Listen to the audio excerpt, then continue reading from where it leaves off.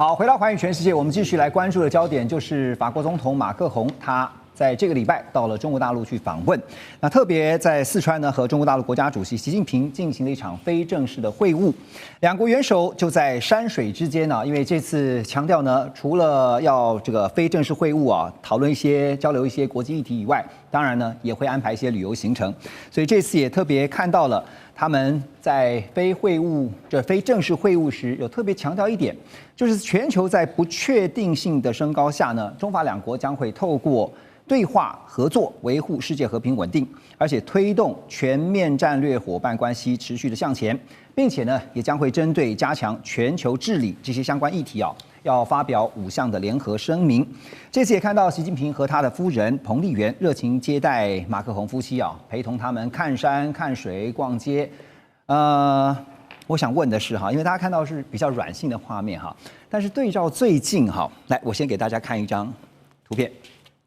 马克宏在去中国大陆之前才和这个包括了英国首相施凯尔，还有呢德国总理梅尔茨他们3个人，这不是最近的照片，而是强调他们其实进行了一场秘密会议，当然谈的是乌克兰议题。不过他还在想说，这到底在谈什么？其中有一个标题是这么下的因为德国总理梅尔茨说，我们都被美国耍了，所以接下来欧洲自己也在找自己的位置，那特别是跟中国大陆之间的关系。不过马克宏抢先这个其他德国英国他抢先到中国大陆去访问大家也想说还真快，那它后面的意图是什么呢？首先大家都知道，法国从戴高乐以来呢，就一直主张他的外交是比较自主的。马克宏也曾经说过，全世界的民主呢是由法国作为他的先驱者。但是另外还有一个角度，就是法国的军事跟军武的能力一直是在北约之外，就是它并不是完全在北约的体系里面。所以真正的要有在国际上面发言权，你既要有外交的能力，你要有军事的实力跟经济的话呢，法国是在欧洲希望有一个欧洲自主里面非常重要的一个角色。同时，现在如果我们看到世界的话，我觉得最大的局呢，应该是在川普的概念里面的3分天下。怎么说呢？如果你从 Mearsheimer 说美国是一个美洲的霸权，但是其他州不可以有霸权，也就是说最后剩下一个霸权，就是美洲是全球的霸权的角度来看，曾经有一段时候在冷战结束、苏联解体之后呢，美国是单一的超级强权，其他的都在它底下，没有一个跟它能够相提并论。可是现在似乎有其他的力量起来，从欧盟开始，然后亚洲的中国崛起，所以它现在要 mega。它最好的一个可能性，就是已经没有它做唯一的一个老大的可能性。它最好的一个可能性是美洲还是美国作为老大，所以它处理了洪都拉斯、委内瑞拉，它要让它后院呢没有其他国家的势力可以介入。另外，他就希望在欧洲或者是亚洲呢，各个有一些平衡的力量。譬如说，在欧洲，当然前面有俄乌战争拉了欧洲的经济。后来，如果俄国仍旧是欧洲的芒刺再备的芒刺的话，那整个欧盟以及北约增加的军费呢，就会使得欧洲受到一定程度的阻挠，不会这么快的崛起。亚洲当然就是我们已经讲了好几个礼拜的，从高市早苗到台湾有事，就是让中国大陆的某些力量要把它分开。我们时常说备则分支，它要要分散他们的力量，使得一个强大的美国呢，还是没有其他真正的敌手，虽然会有别的强权区域的力量会出现，这就是在川普第一任到现在，他一直福音的强国政治、大国政治。所以如果你看到的话，马克宏当然很聪明因为欧洲能够讲话的，而且不像英国或者是德国在军事上面那么受制于美国的，只有一个法国。所以他来做了第一轮，希望能够借着中国的力量呢，让俄国去牵制欧洲的这个力量能够减缓。他不是说要做其他的事情，是希望俄国不再去这么厉害的牵制欧洲，所以他带了也有商务，也有什么什么。但是我觉得同一时间大家要看一看习近平先生的外交其实是很有策略的。上一次跟马克宏见完面以后，就去有古琴，然后知音去讨论高山流水。这一次呢，讨论完了以后呢，就跑到了最重要的水利工程都江堰。是，而且大家知道那个地方附近还有青城山啊，就是道家养生的一个非常好的地方，也可以给他看到从成都开始的一带一路的新发展。对，所以到那个地方，表面上是都江堰，其实看的难道不是成都？难道不是新的中国在还有中亚跟欧洲中间的这一系列的长期规划跟已经进程的建设嘛？对，所以欧洲要好好想一想，你到底要不要跟着美国走？对，欧洲有深远的文化，但是中国大陆也有绵延无常的文化哈，就是所有都在铺排，所有其实都有意义的。金哥怎么看？因为双方曾经因为电动车的关系哈，这个闹得不可开交，也曾经产生了摩擦哈。但现在为止，这件事情就平息了吗？还是后还有戏？我想啊，这个大国之间啊，为很多商贸的议题啊摩擦，到了最后都有某种程度的妥协。这个因为啊，相互交往的议题那么多。两害啊，相权取其轻；两利相权取其重。去看看那些啊，就是去的企业名单，你就知道有些啊是有求于中国大陆，有些是可以啊在中国大陆去开展市场。所以说，你今天为了一个东西，然后就卡在那边，然后这个举步不前，这个是这手法太烂，没错。所以呢，他要有很多的这个，就是说这些。但是我必须要提醒一件事情，他们先在北京见了面，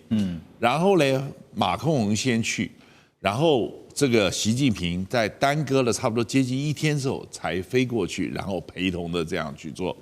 我想啊，大家要提醒一件事：中国共产党到今天为止还是集体领导。换言之，也就是说，习近平这个担任总书记，必然是在北京的时候，这个马克龙提了某些东西，他觉得应该跟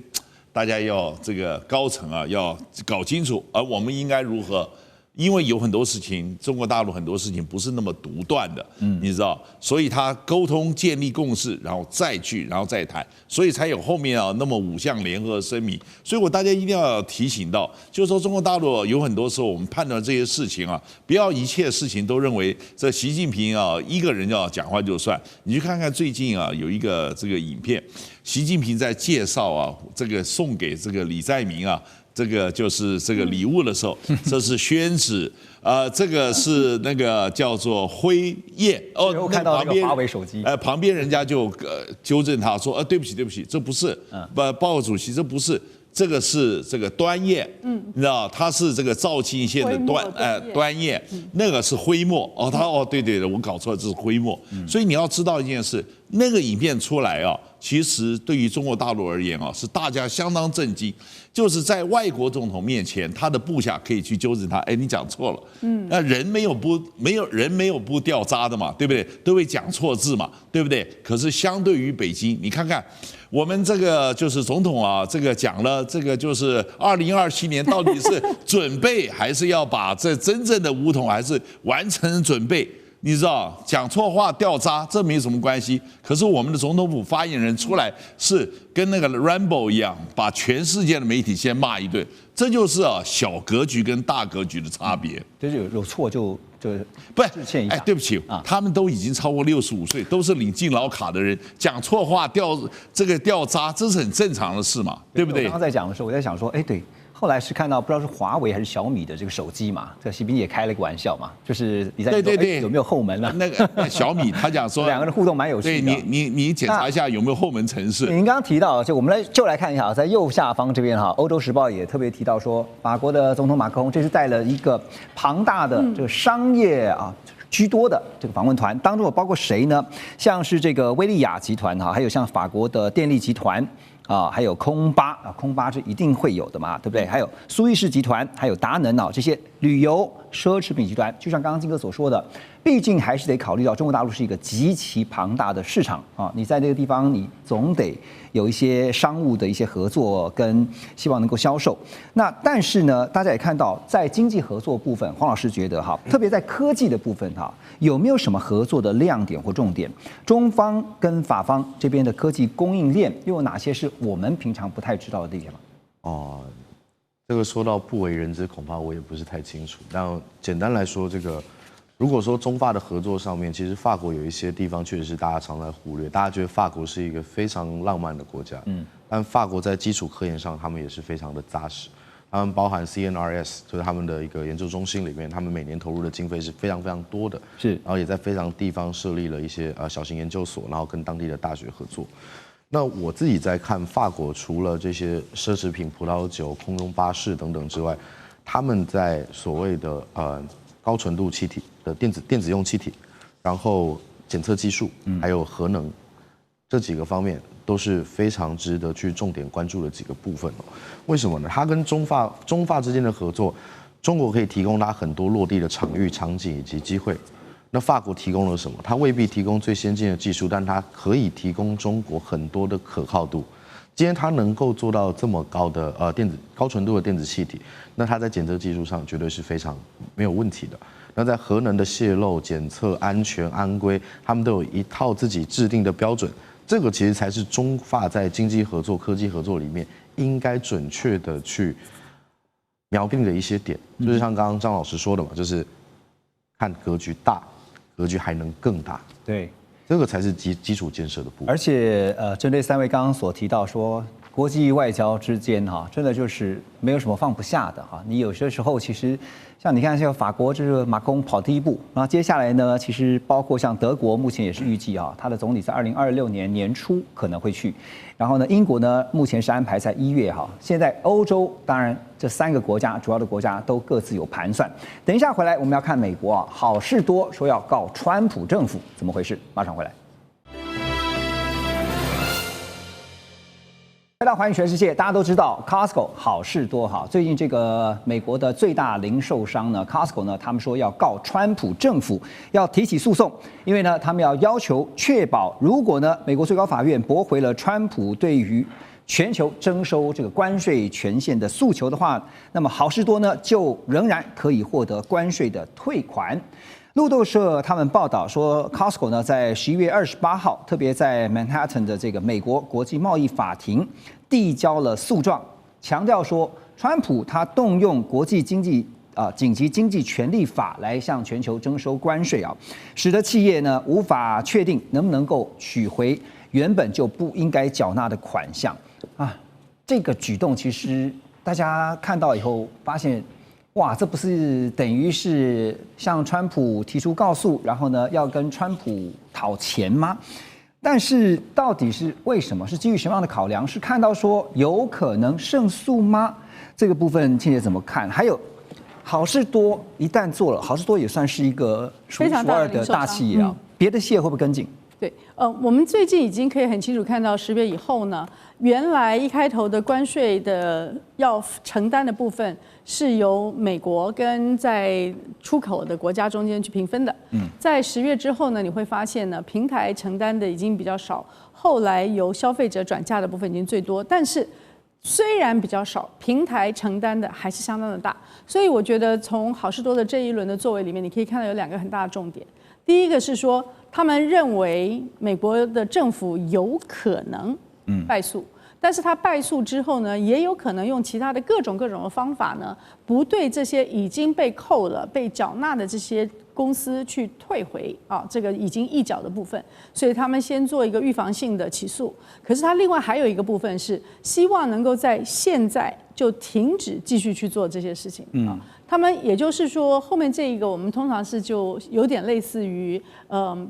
temporary injunction 停止执行的命令就是既然我们中间还有争议，而且你还有很大的败诉的可能性，对，那从公益的理由来说。那它中间一定会讲很多啦。今天我在国内的所有的销售或全球的销售有1/3是来自于美国以外，它中间呢可能有8%到10%，甚至有人说是12%来自中国大陆。今天你增加了这个关税，会使我的企业发生困难，甚至呢有些小的企业可以说在过程中间跟你诉讼的这个过程中间，我可能就已经倒闭了，就有一种无法回复的法益的受损。对，所以说这边就2个概念，一个是说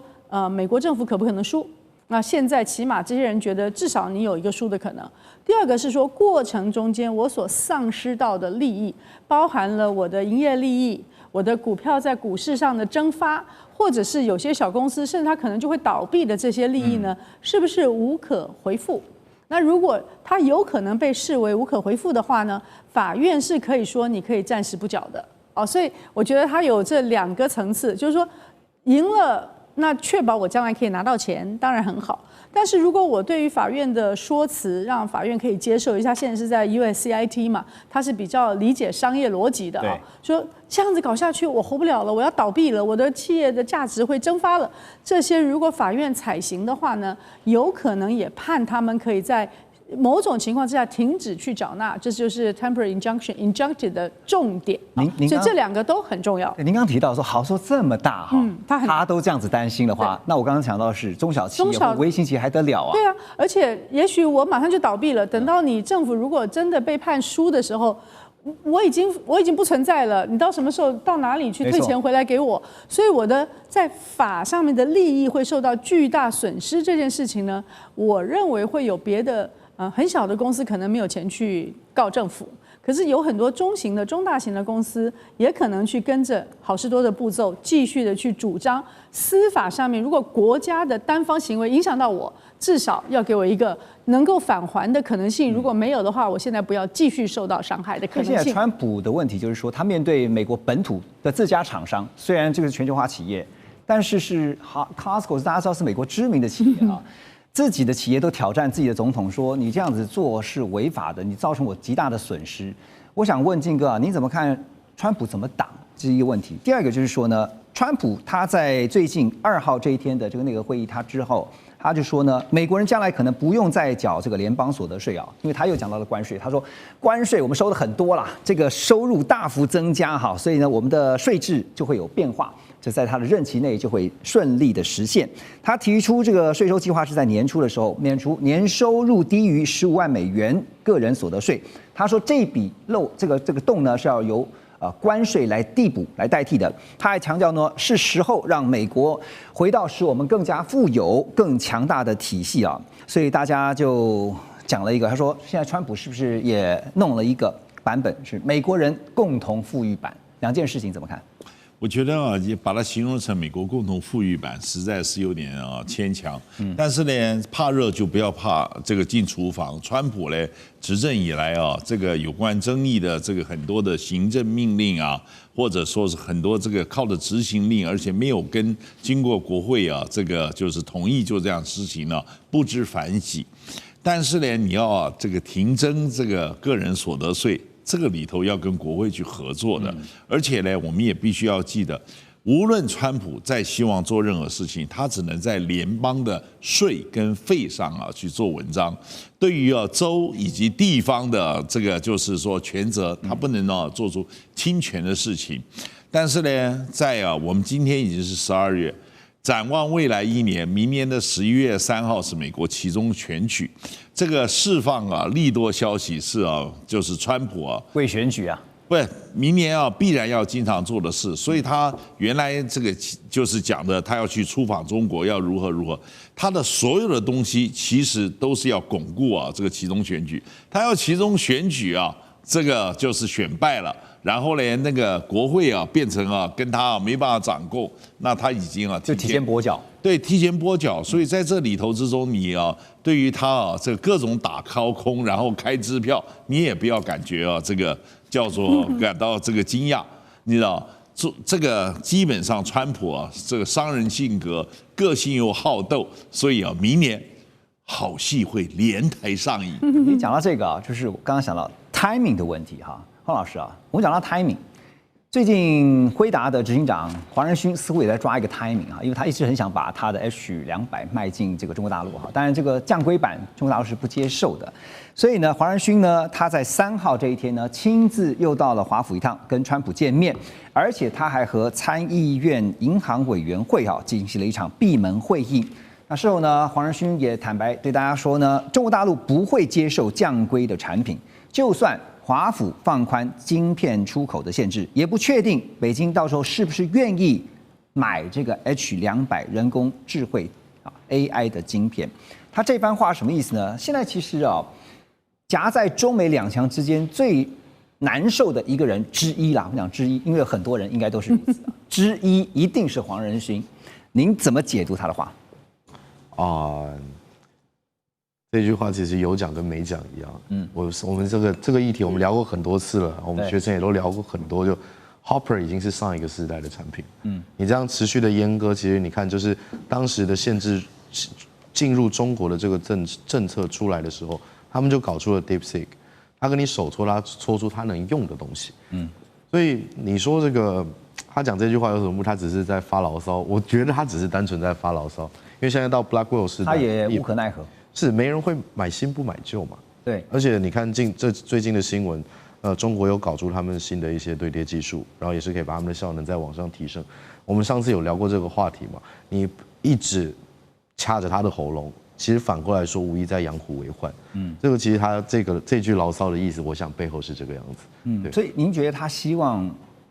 他整个辉达，特别是在中国大陆的布局战略啊，他的 picture 可能是什么？我觉得它整个 blueprint， 它现在并不是单纯 for 中国大陆，这只是它的一个单点。我们这样讲好了，我们一直在讲说，高阶晶片其实很难达到这么大的产能，也不会有任何的 fab 会愿意为了你去增产这件事情。你看，连三星都开始转型，连 SK 海力也开始转型。那如果我自己是黄仁勋，我会想做什么事情？我高阶的产能极限了，我消费级赚的 market cap 没有那么多，那我势必要去做一个中阶市场的布局。包含布局所谓的边缘晶片、边缘 AI， 包含以他们既有的这些东西去做的 pre-train model， 去 embed 到它的新系统里面，这个才是如果我是黄仁勋，我会更愿意去推进的一个市场。这些市场甚至可以绑到人形机器人、救灾机器人，甚至到那个居家照服机器人等等，这个是一个更加庞大，而且更加接地气的一个市场。OK， 所以就不是说一定要锁定最高阶的。有一个图哈，我带大家来看一下，我觉得很有趣哈。台湾的商业周刊特别就做了一个分析，当中就有一个图是这样子的哈。他说黄仁勋呢现在夹在美国，因为呢希望美国最有利的就是什么呢？美方理想目标赚中国大陆的钱，又不让中国领先。中方这边呢认为最有利的就是中方理想目标就是呢利用美国的技术来协助中方崛起。